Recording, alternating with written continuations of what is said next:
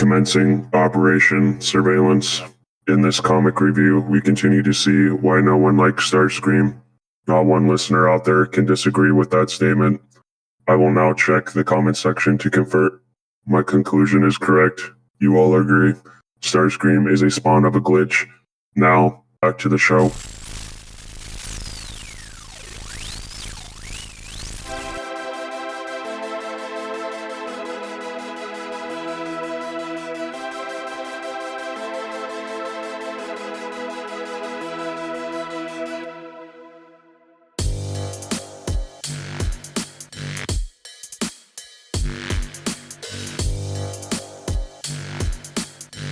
Hello and welcome to the podcast where we are currently recapping the events of Transformers IDW 2005 continuity. I'm Onyx Prime with my two co-hosts here. Hi, I'm Computron. Hi, I'm Kilobyte.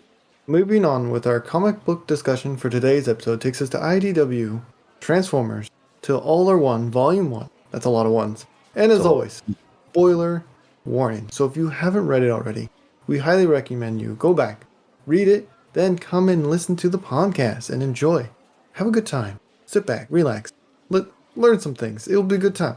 Onwards. Computron, you know the drill. The drill head. Remember drill head. Anyway, remember drill head. So there are a total of 4. We're just going to go into hard stuff. I'm just going to go head first into this one. There are a total of 4 comics in this series. Issue 1 was released June 15th, 2016, and Issue 4 came out September 21st that same year.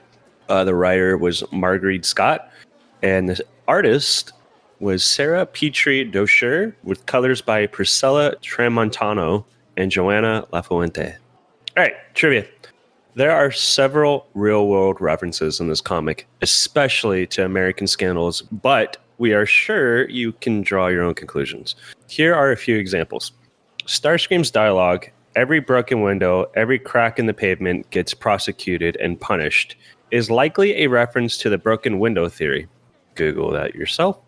And next one is protesters would chant, "No justice, no peace." Again, that sounds familiar. You should probably Google that yourself. All right, next stuff. In issue 1, Badge's armor is revealed to both project a hologram around its wearer and disguise their voice, allowing all members of the secret police to remain anonymous by looking and sounding exactly alike. Fascism. In issue 2, we see an error when Starscream berates Windblade with, "You think you know this world because you slapped an Autobot symbol on your chest plate." His put down would probably mean more if Windblade actually had an Autobot symbol on her chest plate. I think she had one at one point, didn't she? She had one on her hip, I think, in the Dark Cybertron series, but that was before she knew anything about Autobots other than Alpha Trion. I see. Did not know that, actually. No, I gotta go look it up. We'll put that on the YouTube link. In issue 4, Ironhide's emotional reaction to Chromia being in danger and the actions he takes as a result of that are another nod to the character's romantic relationship in the original G1 cartoon episode, The Search for Alpha Trion, which has been ship teased a few times since Chromia and Ironhide started sharing page space in IDW. Yeah, that's a good episode from G1, so if you haven't seen that one, folks, go check that one out. I think that's about it. So, Monsieur Kilobyte, would you please give us a summary? Yes. Hey, man, I've been diving into nerd culture. We've noticed. Yes. When public distrust of Starscream's secret police force escalates to the point that citizens begin dying, Ironhide is assigned to the case. Chaos in the streets as the Combaticons lead a public uprising against Starscream's police, and Ironhide is put in charge of keeping order, but all is not as it appears. Chromia and Blastoff race to discover the true fate of Swindle's body, and when the Combaticons unleash their combined form of Bruticus, Chromia realizes that the only way to save the day is to unleash some secrets of her own. And as always, this information has been taken from the wiki. Did somebody say a combiner? Yeah, combiners. Yeah. I do think this is the last combiner we'll see, too. No! Are we ready to get started? Yes. We Yep. start off with the Council of Worlds interviewing Ironhide, head of private security, about several Decepticon murders that have been appearing throughout Iacon. Sounds familiar from the last issue. Their brain modules being looked at. Swindle lives. Thoughts, theories, favorite scene. Have at ye. Swindle lives. I do like the council is not like they already mistrust Starscream and they're already Yes. trying to like get into the cracks and like break him and either force him out or have him confess everything he's done. And I like that Starscream is getting backed into a corner and we'll have to face justice soon, I hope. Did you guys catch? I think it was. I forgot what page it was. It looked like it was like I think Chromia taking off her helmet. Yes. And did you guys see the labels? Yeah, they were the names of the bots that were killed during the explosion during the Windblade comic that she caused. Oh, and then she wrote that on her. Yeah. Yeah. Okay. Yeah. I saw it and I thought it was a different bot, and then when it happens at the end, I'm like, oh, it was Chromia. Okay. Brawl is back on Cybertron. Must be time jumping or something, because he's been on Earth, Cybertron, the Ark. He's been all over the place. Anyway, Kilo, do you mind explaining what the Combaticons are up to, specifically Blastoff? Yes. So Onslaught has been trying to research and has been in contact with a mysterious bot that's been telling him that they're lying to you. Swindle lives, and he's been trying to figure that out because he knows that he's out there, and it'll expose Starscream. And they have some work that they've been doing just to get some NGEX and stuff like that. And one of the times that Onslaught leaves to go keep searching for Swindle, Blastoff notices that the tablet that Onslaught had gets another message, and it says that they need to move it up and that they left some stuff nearby so that they can get the information that they need. And Blastoff decides to go check it out and finds a suit of armor like the Basilisk, so you get the shoulders, the helmet, and the camera to blend in. And through that, he manages to get some information on what's really going on. There's an altercation at a bar. Ironhide gets called in by Blur because he's head of defense security, so he has his own private company. And he's trying to get this bar dweller to ease off because he's drinking a little bit too much Energon. And he gets into a fight with some of the Basilisks. He punches them. He tells them that Swindle lives, and so the Basilisks pummel him to the ground and try to take him away. And as he tries to run away, shots are fired in an alleyway, and the bot is now offline. And you can see that there's a smoke coming out of the Basilisk. And through that altercation, the civilians that are nearby start rioting. There's like fighting going on, and suddenly, when Starscream arrives, the circuit already has a video of what really happened, and it's already gone public. And it's showing that the Basilisks have killed this bot and were threatening them with Nemo surgery and altering their memories and messing them up like that. Yeah. And so now Starscream needs to figure out how to get out of this situation. Man, imagine the public finding out before you. That's a slap in the face. Yes. Thoughts on Starscream slowly losing grip over control over the Cybertrons and the colonies and the Council of Worlds to the point where you can see it getting to him. It's about time. Yeah. when you work in a way that you're mistrustful and you're always keeping secrets and doing things to favor yourself instead of the public and just to keep your power, eventually it'll catch up to you and it'll crumble your empire, right? So I hope Starscream learned something from this, but I don't think so. Don't lie. Anyway, moving along, Ironhide makes a suggestion to trade out the badge list for volunteers of the people to replace them. What are your thoughts on that? It's a great idea. Great idea. It's a great idea, but there's also tensions out there. Yes, so yes, having the people join the force and be out there patrolling, and they'll feel a little bit more secure because it's their people also out there. But some might use it for other means, which is what I was afraid of. What would they use it for other Yeah. means, Kilo? Because Blast Off and Just slip Onslaught, that what's one going in. on here? So when Ironhead is doing this recruitment, Blastoff and Onslaught get into an altercation and start fighting, and Onslaught starts pointing finger and trying to cause a scene with Ironhide and have Ironhide probably do something even worse so that to show that the people that they don't care about them.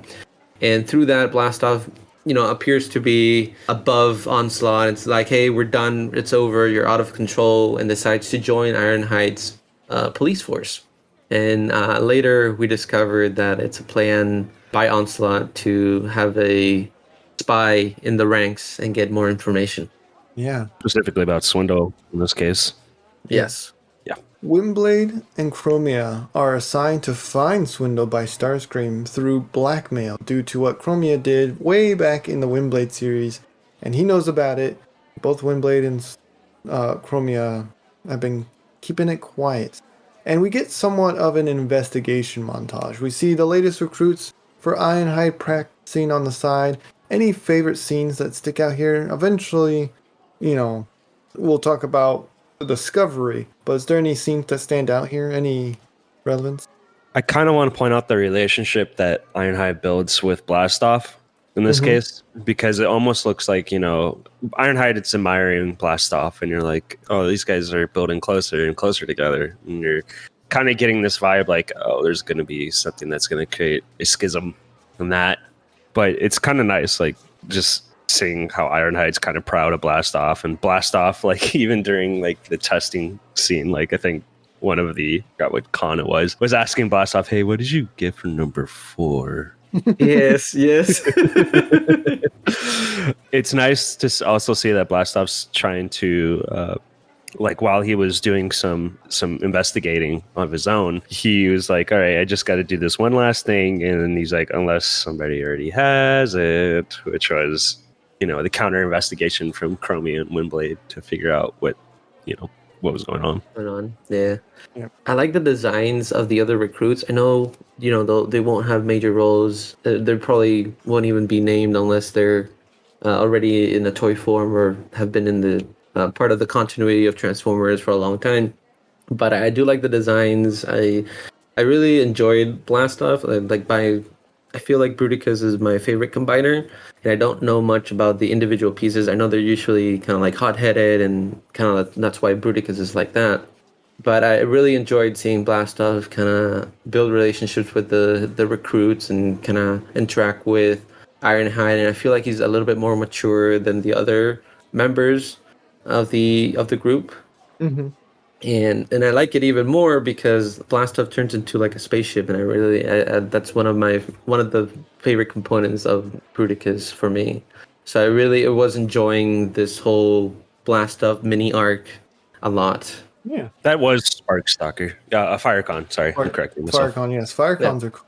They're very hot-headed. We've seen them before. Very hot-headed. We thought they died Great before, for police but they action. didn't. Great for police action. Yeah. Eventually, Blastoff, Chromia, after scrubbing through secret surveillance that was thought to be deleted, were able to discover both Wheeljack and Rattrap have Swindle's body, which is interesting because why Wheeljack?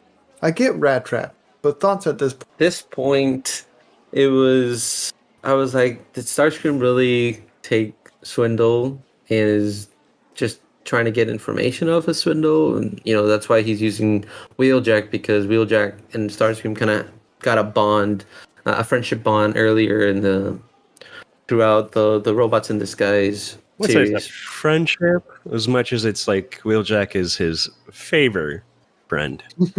Yes, yeah, that would be. So it's like Wheeljack is like stuck, right? It's like, I owe you a favor, and he's kind of doesn't have anything else to do. So it's like, I know why Wheeljack is involved, and then Rattrap is kind of like Starscream's lackey in a way, but he also has his own plan. So it's kind of like a 50-50 thing.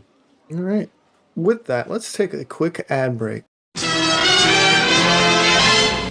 Let's play Who's That Bot? Every single nanosecond in the universe, a pet goes up for adoption or is left without a home. Over 9,000 of pets were rescued, but for thousands of others, help came too late. Hi, I'm Scorchfire, your friendly neighborhood prime. Would you be better than an angel for a helpless roboid or equinoid? Every day, innocent pets are left out on the street and neglected. Bork, bork. Take this poor turbo dog, for example, found wandering the streets of Kaon, digging through trash of a nearby recycling center, alone and afraid. But then, a savior helped this poor guy and gave him a better home. You too can become a savior and help others like him with a simple once-a-month donation of 5 Shannocks to your nearest rescue center. Won't you be my savior? What the? Ruh-roh. I mean, bork, bork. Zephyr, why are you a turbo dog? Hey, I'm just here for the free snacks and scratches, okay? It's Sunstreaker.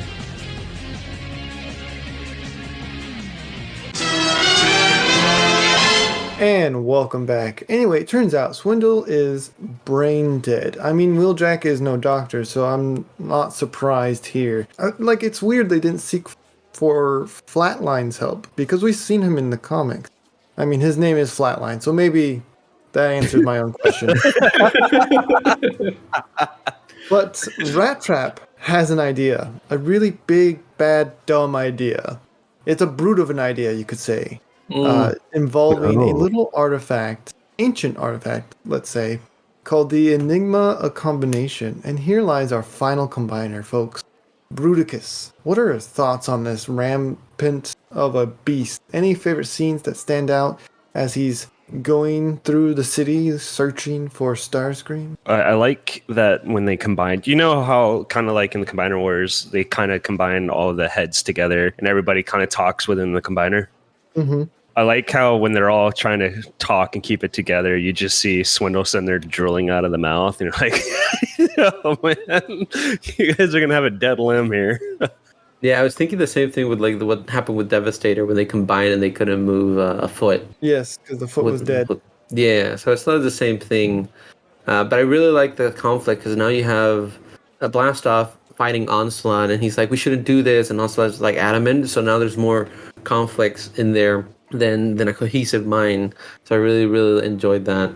Yeah, I do like, we got some snippets of it. Vortex, who likes violence. Like, in the combined mode, he's like, finally. Finally. Yes, I love Vortex when Blastoff and Vortex arrive at Wheeljack's and Rat Trap's place, or at least I think it was Wheeljack's place. I like that scene where he's holding his two like katanas. That was pretty cool. Yeah. I also like how like they're trying to dig through Swindle's memories, and it's very blurry because like he's dead. He's brain dead, so it's really hard for them to like focus on that task while also trying to focus on finding Starscream and the evidence against him. Like it was really well written out, and I felt that. Yeah. Shortly after, Bruticus is taken down by Ironhide. Wow, he's on a roll with taking down giant Gesalts, combiners, same word. Chromia finds camera crew and confesses everything so that Windblade can no longer fear Starscream or blackmail, which then Ironhide brings her to jail. Thoughts? Or anything that sticks out? I like that scene. It's a very powerful scene. Yes. And like you can see it in Chromia's emotion, the way the artist drew her. It was very powerful and very impactful and impacting. And I really, really liked it. And I also like Ironhide's new police badge. I thought that was pretty cool. Yeah, the black thing that black label, or I wouldn't say black label, the badge that's on his shoulder, right? Because I think one of the scenes like he's wearing like a strap over his chest and it's kind of like covering up his Autobot badge. I think it's kind of like a little subtle hint, like, hey, he's a guy that's for the cause. His cause in this case is his police badge over his Autobot. Yeah, I also like the Chromia's and Ironhide's kind of relationship towards the end because it looks like they're putting their heads together, and Ironhide says, "I hope it was worth it," and so it kind of we get a little bit more of development there because we've seen them interact before and they seem to really get along. So that was a pretty sweet moment. They have similar personalities too. Yeah. They're both kind of bodyguards. Yes. It was like a gut punch in the end almost, just a tiny one. It did. Yeah, and like especially like again, I love the quotes that come out of this comic. Like one of the things is at some point, no matter how hard it is, you have to step into the light, and that's the ending quote of the entire comic. And honestly, that was like one of my favorites. I get a lot of quotes out here that I really like it, but this is one of them. And especially it was like, hey, this is a gut punch, but this is more of like a cathartic gut punch. It's like a gut pump with a lesson, I think. Yeah, exactly. Yeah, absolutely. The Till All Are One series and eventually The Lost Light are probably one of the, in my opinion, the better ones. But we're no, Phase Rodstar 3. rating. We're going phase 3. Rodstar rating, Kilobyte. Go ahead. I really, really, really enjoyed this one. The art is very beautiful. We got to see more character development for other groups. It's not just the same ones. I love seeing Starscream have to deal with the Senate and all of that. And I got to see Bruticus, which I really, really enjoyed. So I'm gonna give this a 5. It threw me with a lot of emotions. The scenes were played out beautifully. Like if it was a very emotional scene, you could see it and you could feel it coming from what they were saying and all the quotes and all that. So it was a 5 for me. Absolutely. I'll go second. I agree. Five here. Everything was executed, I think, perfectly. I think the only thing that I don't quite understand is like, because they were talking about the archive video is all deleted and is all warped in some way, but they still were able to find it. But I can write that off. Everything was good. Everything was good. The art was good. The story was good. It was very emotional. I agree. Computron? I'm shuffling 4.5 and 5. It's probably going to be a 4.5 for me. And the reason to that is because it just felt short for me. Like the comic itself is only 100, like including the art is only 108 pages, and it's like I really want to see more of this. And I know we have the second Till All Are One, but again, this is just a short one for me, and I really liked the entire thing. It's like, man, I really wish they kind of savored this a little bit more. So I'm gonna give it a 4.5. They've been making the volume shorter because they used to be 6 issues and then they were 5 and then now they're 4. So they've been reducing both the individual issue pages from 25 to 22 to 20 and the volume pages from like 150 something plus pages to now 104. It's a thing that we're gonna see a pattern towards the end of this continuity. Sadly. But listeners, sadly. But listeners, what did you think of these comics? How many Rodstars would you give it? Let us know by leaving a comment below. And if you are interested in getting in contact with us, you can send us an email at swervesbarpodcast@gmail.com. That is SWERVEFBAR podcast@gmail.com. That was a pretty good one. That was a good one. That was a good one. Kilobyte, are you ready for Revolution? Been a while since we've had a Kilobyte's Corner episode. I'm ready. Let's see what happens. Yeah, you sent Waspinator the directions, right? Because I think he went on a walk. Yeah, I told him when to meet me and the location and what time. So Fantastic. So keep your ears out for those. yes. Kilo, you have a Twitch still going on? Yes, it's a Twitch. You can find me on twitch.tv/Kilobyte Prime, back on Earth, where I stream video games and I hang out and I play some Fall Guys, some possible scary games sometimes. And it's just a lot of fun, and you can come by, talk, or watch or enjoy, and it's always fun talking with all of you fans and subscribers, so that's always fun. So again, 8 p.m. Pacific Standard Time, on twitch.tv/Kilobyte Prime, Tuesdays and Thursdays. And if you've enjoyed this episode, consider sharing it with your friends and subscribing. If you want to help out the show even further, we've started a Patreon. All of the proceeds will go to supporting the show and keeping the lights on. Of course, we have some tiers that offer other forms of gratitude, such as 3D printed files and entry to our Discord channel. You'll even get early access to our comic review videos a week before they are publicly released. And we are also having a goal to reach 500 subscribers. We will be holding a brand new kind of giveaway we've never done before. So click that subscribe button and tell your friends it's a good time. And as always, we hope you're all staying safe out there. Thank you so much for listening. Till All Are One. Till All Are One. Till All Are One. Follow us on Facebook and Instagram at Swerve's Bar Podcast. You can also find us on Twitter at Swerve's Bar. If you are interested in more content, try checking out the spin-off of D&D series Transform and Roll Out, the second and newest season titled First Stand of the Wreckers, with a brand new DM, a different story, and from what I hear, a better pilot episode than the last series. Sorry, not sorry, Onyx. Let's tune in for a preview now. So that's a 5. He manages to miss again. And this time he kind of like hits his other hand as he couldn't like stop the force of the attack. Okay. Can I do an unarmed strike with my claws? Yes, that would be your hand-to-hand attack. Okay. That's a 5. As you try to claw at them, you manage to kind of like scrape the ice that's covering its body and not really getting to hit their body. Okay. While this is happening, I'm going to switch to the other players. While this is this air swinging battle happens, as you're looking at that bot, the other one walks up and handcuffs you and says, You are arrested. What? Yes, for consorting with Decepticon and planning this assault. and with that, we You do that to me! Frostfang. No, that's even worse. No. Always Why do you hate me so being left on much? the cliffhangers. No. It's just so sweet tried when it so happens. hard. I tried so hard. She just has the best reactions. I tried to cut in, but you would. Ha ha, I'm laughing so much. Now you step away from the body, or we're gonna make 2 more bodies. Technically, we should all step Whoa. away. Take me on a date first. Whoa. Whoa. Synth wave. This escalated quickly. Synth wave. That's so weird. There's a time and place. I'm so, is this not the time? Is this not the place?